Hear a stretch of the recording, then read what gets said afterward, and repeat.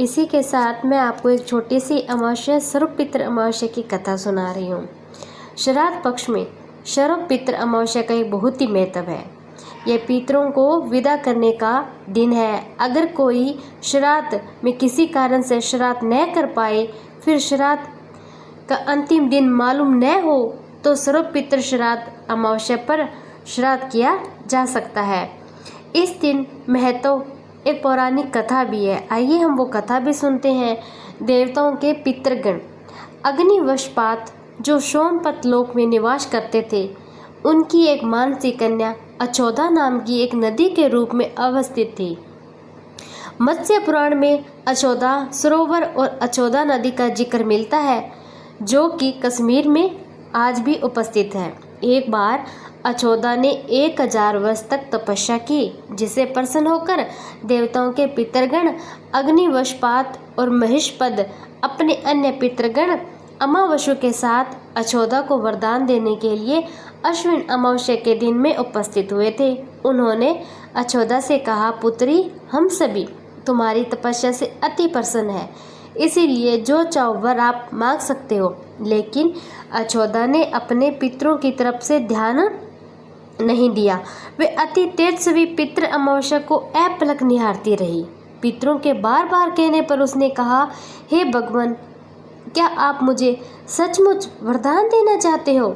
इस पर तेजस्वी पितृ अमावस्या ने कहा, हाँ अचोदा, वरदान पर तुम्हारा अधिकार है, सिद्ध है, इसीलिए निसंकोच कहो। तो अचोदा ने कहा, भगवान, यदि आप मुझे वरदान देना ही चाहते हो, तो मैं आपके साथ रमण कर आनंद लेना चाहती हूँ। अचोदा के इस तरह कह जाने पर सभी पितर क्रोधित हो गए थे। उन्होंने अचोदा को श्राप दे दिया, वह पितरलोक से पतित होकर पृथ्वीलोक पर जाएगी। पितरों के इस तरह श्राप दिए जाने पर अचोदा पितरों के पैरों में गिरकर रोने लगी थी।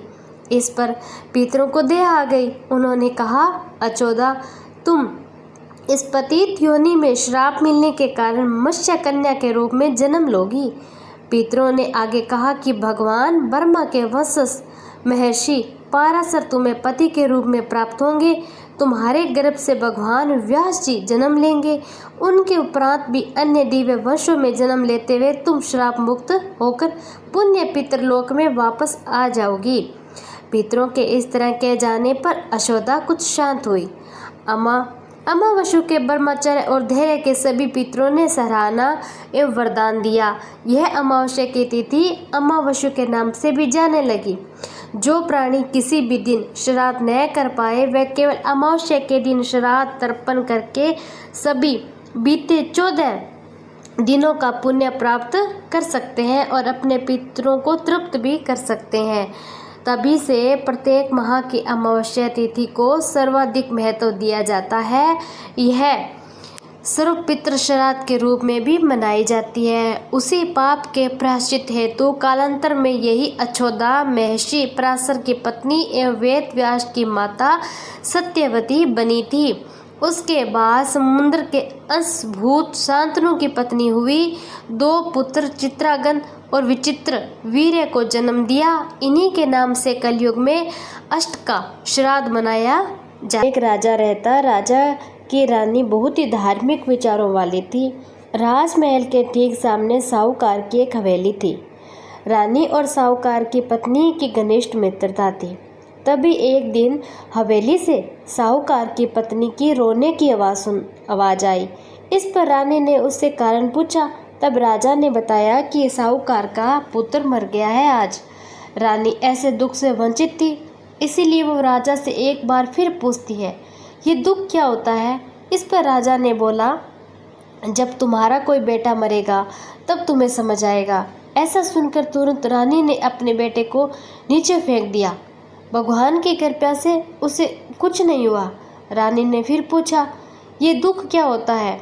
तब राजा ने रानी को जवाब देते हुए कहा, जब पड़ोसी राज में युद्ध होगा, मैं उस युद्ध में अकेला जाऊंगा। इसके बाद जब तुम मेरे मरने का समाचार सुनोगी, तब तुम्हें पता चलेगा। हालांकि रानी अमावस्या का व्रत करती थी, जिस वजह से राजा युद्ध जीतकर वापस आ ही जाता। रानी फिर से सवाल करती है, तब इसके बाद राजा ने कहा, जब हम गंगा माँ के दर्शन को जाएंगे तब मैं वहाँ गंगा नदी में कूद जाऊँगा, फिर तुम्हें पता चलेगा कि दुख क्या होता है। उधर भगवान शंकर कैलाश पर्वत पर बैठकर सब कुछ देख रहे थे। माता पार्वती से कहते हैं, आओ मैं तुम्हें सुखी अमावस्या का दर्शन कराता हूँ, सुखी आत्मा का दर्शन कराता हूँ। इसके बाद भगवान शिव बकरे और माता पार्वती ने बकरी का रूप धारण करके एक बावली के पास घास चरने के लिए चले गए थे। अब रानी ने उस बावली को देखकर कहा कि हम यहीं विश्राम करेंगे। इस दौरान रानी ने महादेव और माता पार्वती की सारी बातें सुन ली थी, जिसमें महादेव और माता पार्वती आपस में बात कर रहे थे। रानी ने अमावस्या का व्रत किया, इसीलिए उसे इस जन्म में कोई दुख नहीं मिलेगा। सारी बातें सुनकर रानी को सब कुछ समझ आ गया। फिर उसने राजा को सब कुछ बताया। ऐसा माना जाता है कि अमावस्या व्रत रखने से इंसान के सभी पाप संकट दूर हो जाते हैं, उसे कभी कोई दुख नहीं मिलता है।